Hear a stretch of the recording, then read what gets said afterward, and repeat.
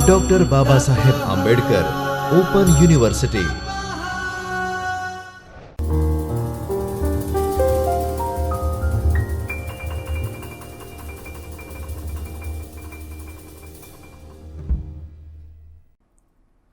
नमस्कार विद्यार्थी मित्रों, doctor Baba Saheb Ambedkar open university के चैतन्य स्टूडियो से मैं डॉक्टर गिरीश बंजारा आप सबका हार्दिक स्वागत करता हूं।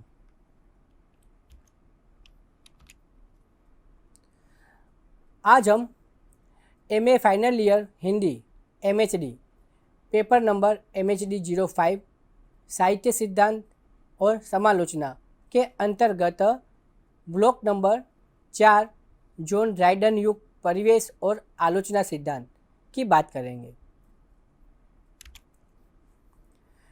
इस इकाई में जो हम पढ़ने वाले हैं, इस इकाई की रूपरेखा पर हम नज़र डालेंगे।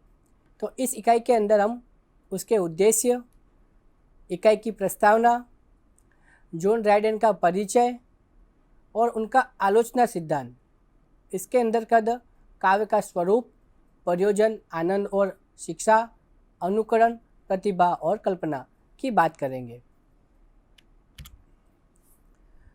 अब हम इस इकाई के उद्देश्य पर प्रकाश डालते हैं। तो इस इकाई को पढ़ने के बाद हम अंग्रेजी में विश्लेषणात्मक समीक्षा का सूत्रपात किसने किया उसकी चर्चा करेंगे।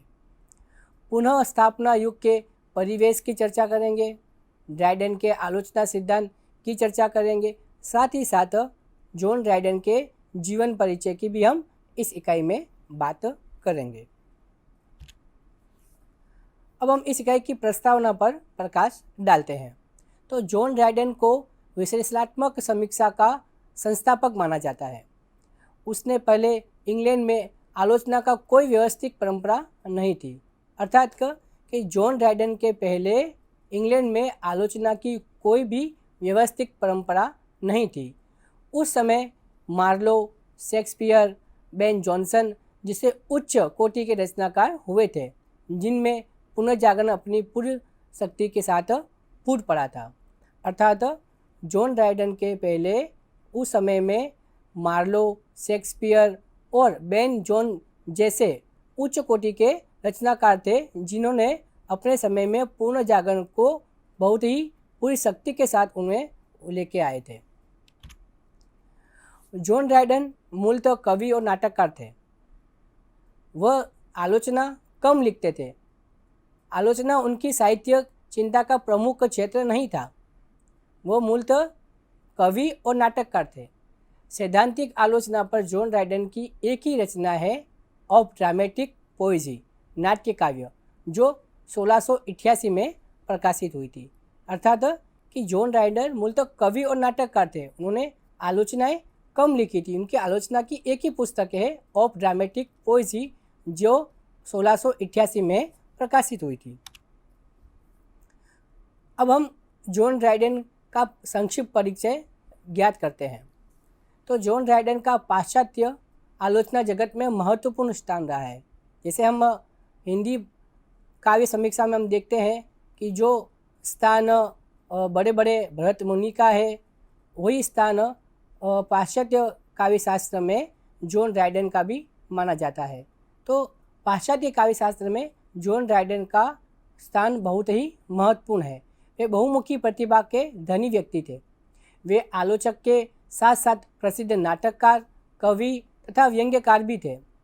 उनके आलोचना सिद्धांत उनकी रचनाओं की भूमिकाओं में मिलते हैं। उन्होंने सैद्धांतिक तथा व्यवहारिक दोनों प्रकार की आलोचनाओं के बारे में अपने मत व्यक्त किए हैं। अर्थात उन्होंने दो प्रकार की आलोचना की है, सैद्धांतिक और व्यवहारिक। वे एक महान विद्वान थे।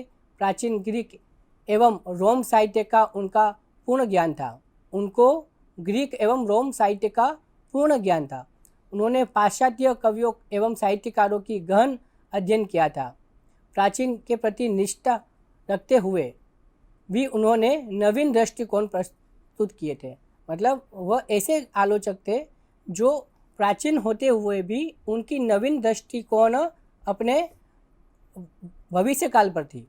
अर्थात वह प्राचीनता को तो ध्यान में रखते ही थे, लेकिन निष्ठा रखते हुए भी उनकी नवीन दृष्टिकोण थी वह बहुत ही अच्छी थी। वे परंपरा को स्वीकारते थे लेकिन युग बोध से बेखबर नहीं थे। अर्थात वो जो पुरानी जो परंपरा है उनको तो स्वीकारते ही थे, लेकिन आने वाले समय को भूलते नहीं थे। अर्थात तो जो पुराना जो हो चुका है उसको तो उन्हें बहुत ज्ञान ही था, लेकिन आने वाला समय कैसा है उसका भी उन्हें बहुत ही ज्ञान था। जॉन ड्राइडन की प्रमुख रचनाएं हम यहाँ पर देखेंगे तो उनके नाटक है। हमने पहले ही बताया कि जॉन ड्राइडन मूलतः कवि और नाटककार थे, तो इनकी जो यहाँ पर रचना है वह नाटक के हम देखेंगे। तो वाइल्ड गैलेंट 1663 में इनका आया, द राउल लेडीज़ 1664 में आया, द इंडियन एम्पर 1665 में, secret love the maiden queen 1668 में, सर मार्टिन द लाल द फ्रेंड इनोमिसेंस 1668 में आया, द एलाइनेंस लव इन मनरी 1672 में आया, the state of innocence and the fall of man 1680 में आया, द काइलैंड कीपर मिस्टर लेबर हैंड 1680 में। इनकी प्रमुख काव्य रचनाएं भी हैं।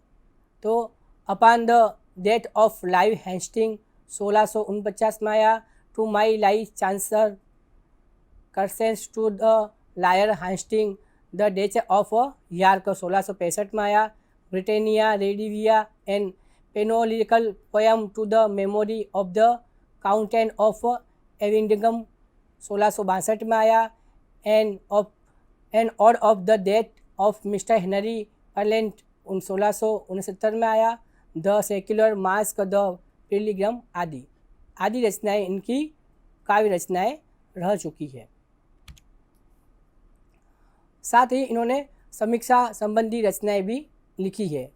पहले हमने बता चुके हैं कि उन्होंने आलोचना में उनको कम रस था, लेकिन कुछ रचनाएं उनकी यहाँ हम देखेंगे।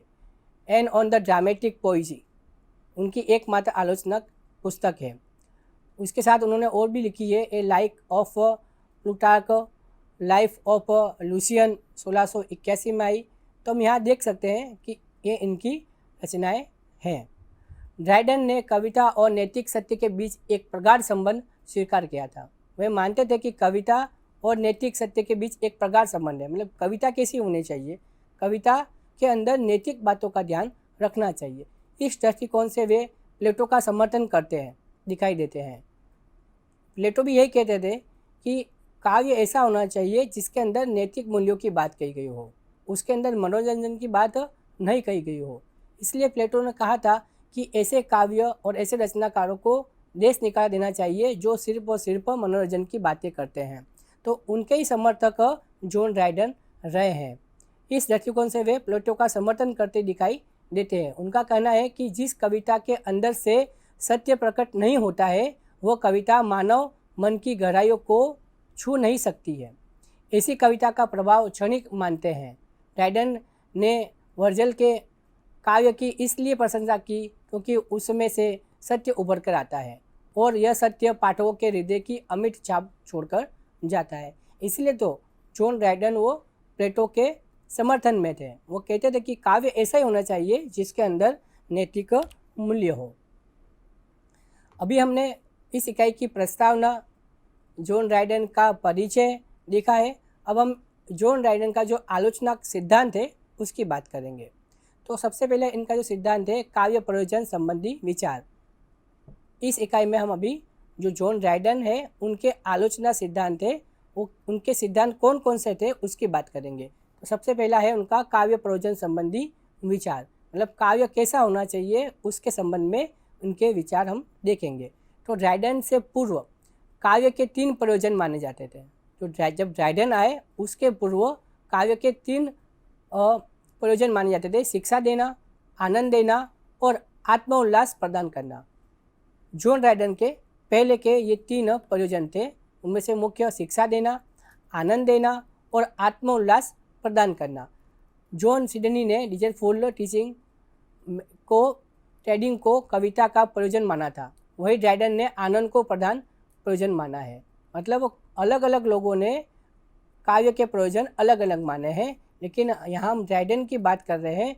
तो ड्राइडन ने आनंद को प्रधान प्रयोजन माना है, मतलब कविता में आनंद होना चाहिए। एक स्थल पर वे स्पष्ट कहते हैं कि जिस युग में रहता हूँ, ड्राइडन कह रहे हैं, जॉन ड्राइडन, कि जिस युग में मैं रहता हूँ उसे आनंदित करना मेरा मुख्य प्रयोजन है।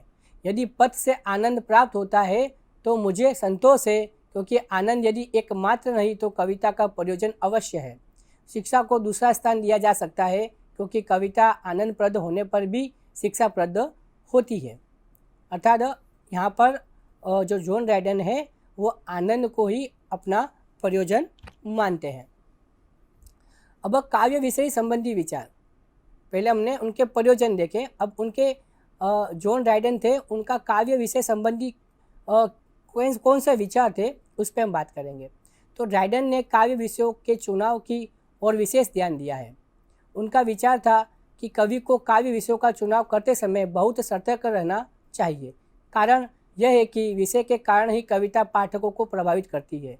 छोटे और हल्के विषयों पर आधारित कविता महान नहीं हो सकती, अतः महान काव्य के लिए महान विषय होना जरूरी है। अर्थात जॉन ड्राइडन ये कहते हैं कि जो हम काव्य का विषय रखते हैं वो अच्छा होना चाहिए और उच्च कोटि का होना चाहिए, क्योंकि सामान्य काव्य का विषय रखेंगे और हम वो विषय अच्छा नहीं होगा तो उसको अधिक प्रतिभाव नहीं मिलेगा, लोगों को अच्छा मैसेज नहीं जाएगा।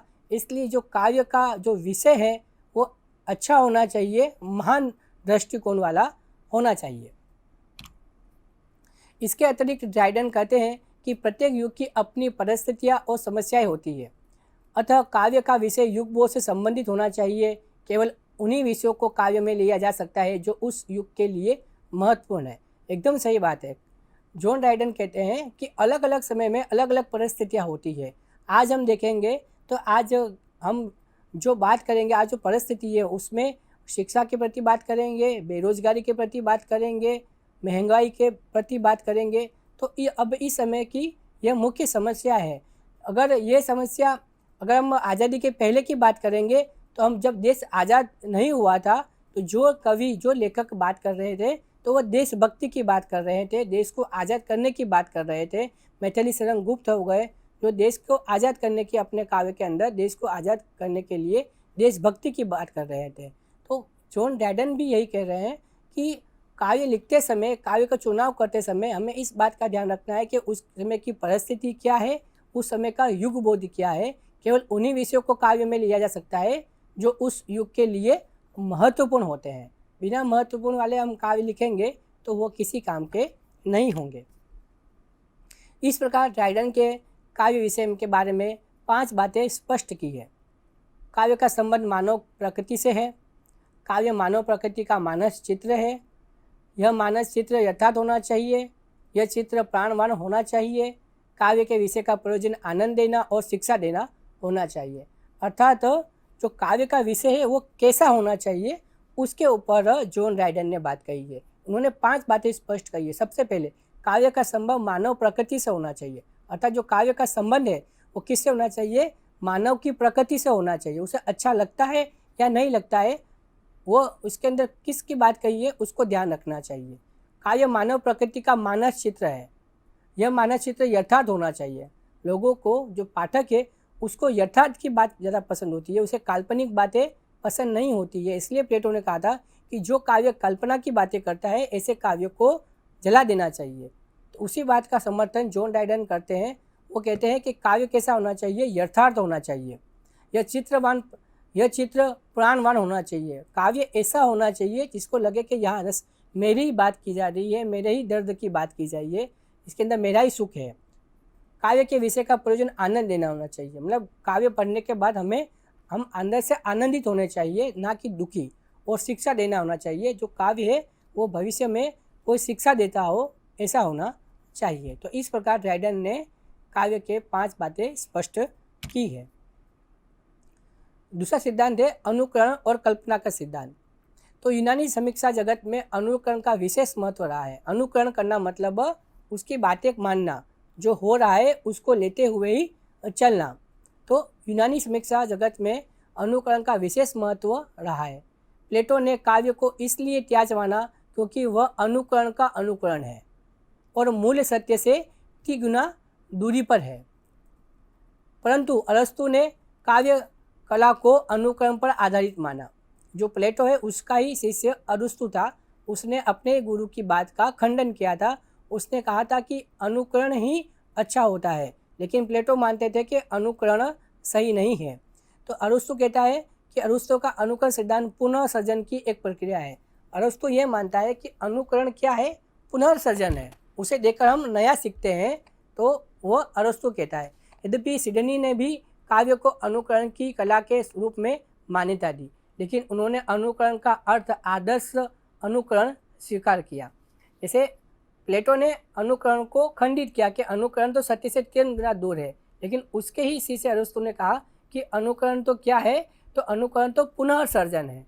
लेकिन सिडनी ने उसे कहा कि अनुकरण क्या है, कि आदर्श अनुकरण ही सत्य अनुकरण है। मतलब एक अनुकरण की बात नकारता है, दूसरा कहता है कि पुनर्सर्जन ही अनुकरण है, और तीसरा कहता है कि आदर्श अनुकरण ही स्वीकार मान्य है। तो अलग अलग लोगों ने अनुकरण की अलग अलग परिभाषा दी है। ड्राइडन भी काव्य को वस्तुओं व घटनाओं का अनुकरण मानते हैं। अब जो ड्राइडन है वो क्या है, वो भी ये मानते हैं कि अनुकरण की, ड्राइडन भी काव्य के को वस्तु व घटनाओं का अनुकरण मानते हैं। जो अनुकरण क्या है, तो काव्य और घटनाओं का जो अनुकरण है वही अनुकरण है, लेकिन वह कविता को वस्तु के आदर्श रूप में अनुकरण पर ही बल देता है कि जो वस्तुएं और जो घटना है वो कैसी होनी चाहिए, वो आदर्श रूप होने चाहिए, वह पुनर्सृजन करती होनी चाहिए। ड्राइडन कविता को प्रकृति के आदर्श रूप का अनुकरण मानते हैं। ड्राइडन क्या मानते हैं कि कविता को प्रकृति का आदर्श रूप का अनुकरण मानते हैं, वो आदर्श अनुकरण के ऊपर ज़्यादा भार देते हैं। इस संबंध में ड्राइडन खुद कहते हैं कि कला भी प्रकृति की सृजनात्मक प्रक्रिया का अनुकरण करती हुई वस्तुओं को उसके आदर्श रूप में प्रस्तुत करने का प्रयास करती है। इसलिए चित्रकला की भांति कविता में भी जीवन और मानवतावाद का आदर्श रूप चित्रित होता है। लेकिन ड्राइडन के विचार अनुसार कविता में होने वाले अनुकरण यथावत नहीं होते हैं। ड्राइडन ये बोलते हैं कि काव्य के अंदर जो चित्रण होते हैं वो यथावत नहीं होते हैं, इसमें कवि कल्पना और कवि के व्यक्तित्व का योगदान होता है। क्योंकि काव्य के अंदर क्या होता है, कवि की खुद की व्यक्तित्व का योगदान होता है, उसकी कला, उसकी कल्पना का योगदान होता है। इसलिए कविता में सौंदर्य और चमत्कार रहता है। कवि मानव जीवन का यथार्थ चित्रण नहीं करता है। कवि क्या करता है, मानव का यथार्थ चित्रण नहीं करता है, उसको कल्पना की बातें ज़्यादा करता है। वह अपनी प्रतिभा और बुद्धि के द्वारा उसे अधिक सुंदर बनाने का प्रयास करता है। कवि अपनी ही कल्पना शक्ति के द्वारा जो चीज़ होती है उसे और भी सुंदर बनाने का चित्रण करता है।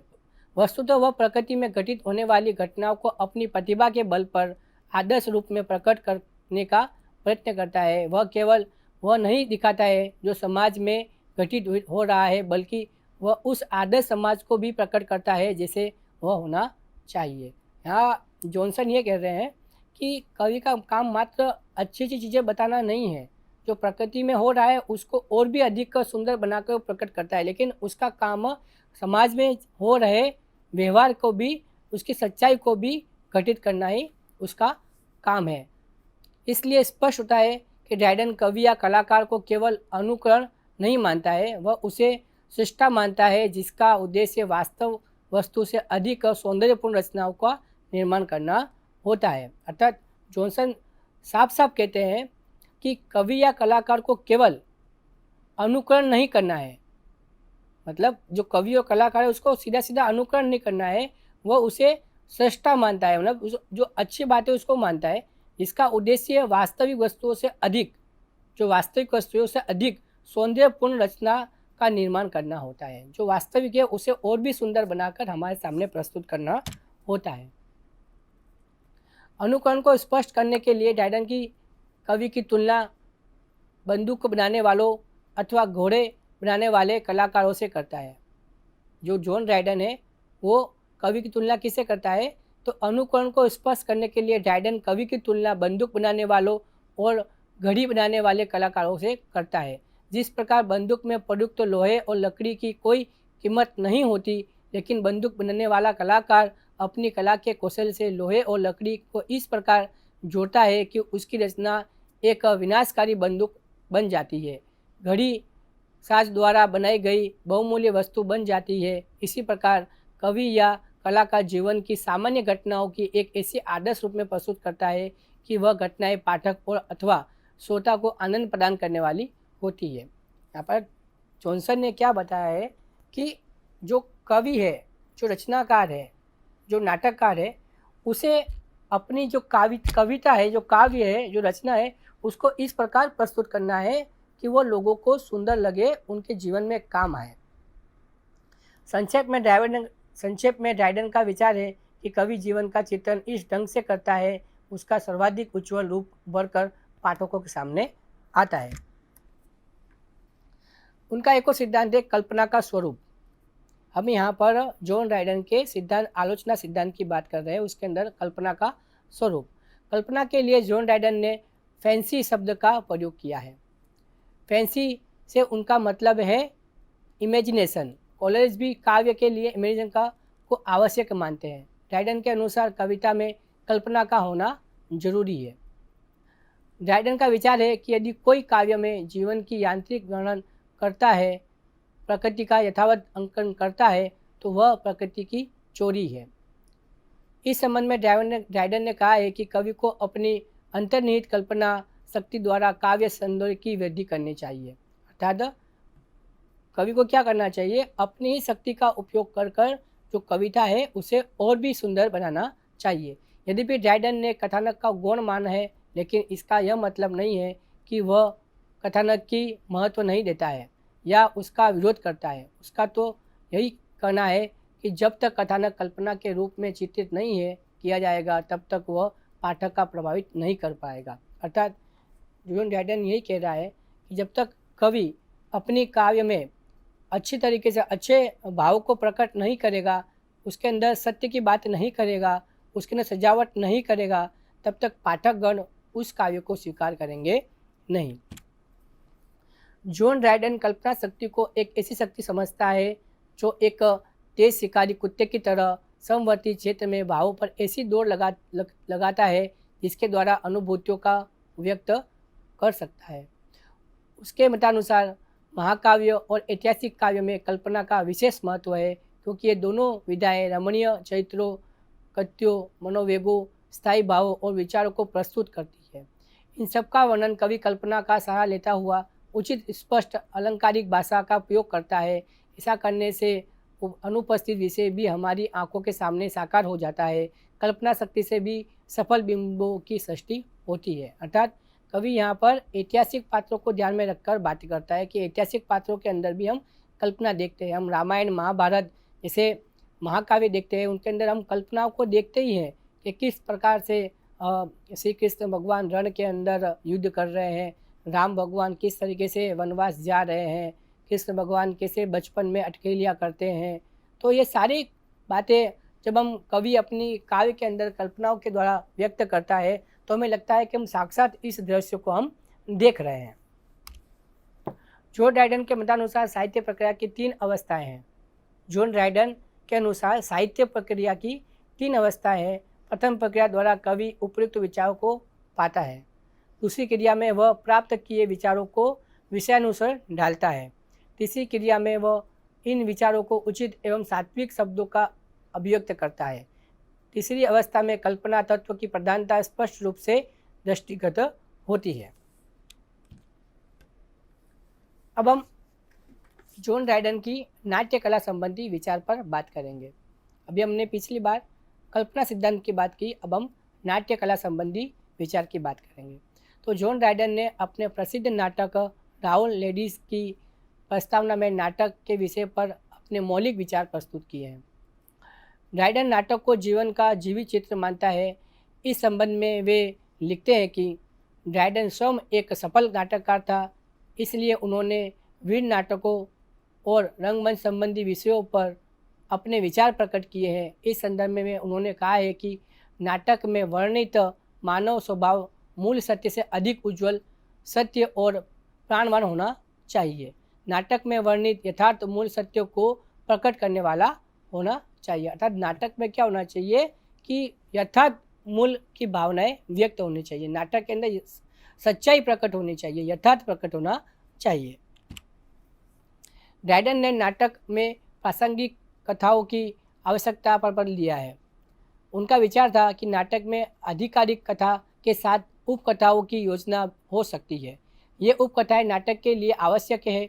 ड्राइडन का नाटक संबंधी यह चिंतन स्थापित परंपरा के विरुद्ध और क्रांतिकारी था। वीर नाटकों के बारे में वे कहते हैं कि ऐसे नाटकों के पात्र, शैली, घटनाक्रम आदि सभी उत्कृष्ट होना चाहिए। ऐसे नाटकों के नायक भी महान चरित्र वाले होना चाहिए ताकि नाटक अपने आदर्श रूप में बनाए रखे। अर्थात जॉनसन ये कहते हैं कि हम जो नाटक लिखते हैं तो नाटक के अंदर जो नायक होना चाहिए वो धीरोदत्त होना चाहिए, वो उच्च कोटि का होना चाहिए, उच्च कुल का होना चाहिए, तो ही वो नाटक सफल होगा। मतलब उसका जो चरित्र है वो महान होना चाहिए। हम देखते हैं कि रामायण में राम का चरित्र रखा गया है, तो महाभारत के अंदर हम कृष्ण को देखते हैं कि उसका मुख्य चरित्र कैसा होता है। तो ऐसे महान चरित्र को ध्यान में रखकर नाटक की रचना करनी चाहिए। ड्राइडन ने नाटकों के लिए पद्यबद्ध शैली की वकालत की। उनका कहना था कि नाटक में प्रयुक्त कथोपकथन, अलंकार, वे कहते हैं कि नाटककारों में गद्य का प्रयोग न करने का कारण यह है कि गद्य वार्तालाप के स्वरूप में अधिक निकट होता है और उसमें अतिसाम्य का दोष झलकने की आशंका रहती है। पद्य में भी ड्राइडन ने अतुलांत के मुकाबले तुकांत पद्य को अधिक महत्व दिया है। उनका विचार था कि तुकांत पद्यबद्ध नाटक अधिकतर प्रभावशाली होते हैं। तो आज हमने इस इकाई के अंदर जॉन ड्राइडन का परिचय, उसकी प्रस्तावना और उनके काव्य सिद्धांत की बात की। अब हम अगले लेक्चर में और नए कवि को लेकर आएंगे। नमस्कार। स्वाध्यायः परमः